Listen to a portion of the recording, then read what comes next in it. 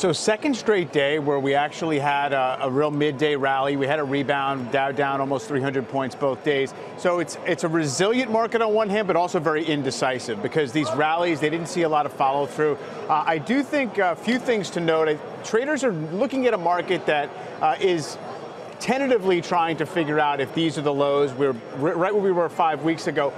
Emerging market stocks, Chinese stocks, vastly outperforming the U.S. market this week. So you see a lot of these leading areas of the market that kind of drove us down are finding their footing. Apple got a little bit of traction today after some reiterations of some bullish comments. So I think you're able to put some of these strands together and say, okay, there are the makings of something more. But, I think the dip buying mindset has been wounded at this point. And so that's why you don't see a lot of aggressive buying. It has not been that really climactic flush in this market, and I think some people are still waiting for that on the downside. Mike, we know valuations came back from their peaks. Does Warren Buffett going into the banks in such a pronounced way sort of suggest he thinks that pullback is finished? And is that kind of thing often enough to convince others as well, or not? I would say it doesn't really render much of a judgment on the pullback because that was third quarter money. So we peaked in the S&P 500 September 20th, right? So he was pretty much dealing at different prices and valuations. But I do think it's a reminder out there that on a long horizon, if you think the U.S. economy is holding together, valuations are not that demanding, especially in areas that have not performed all that well this year, like the big banks.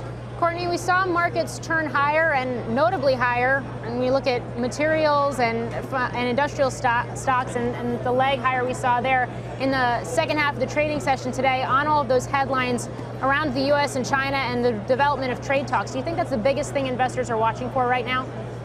Most definitely. I think trade talks and tariffs are what are driving the volatility right now in the markets and the uncertainty around what's going to happen at the end of the day. And so I think it's a really interesting time for us in the marketplace where, you can have Brexit going on, you can have folks wondering whether or not Powell is going to overshoot things come next year or not. But in reality, the number one thing, at least from our clients at Loop Capital, that they're focused on are what's going to happen with tariffs and how are those going to affect company earnings.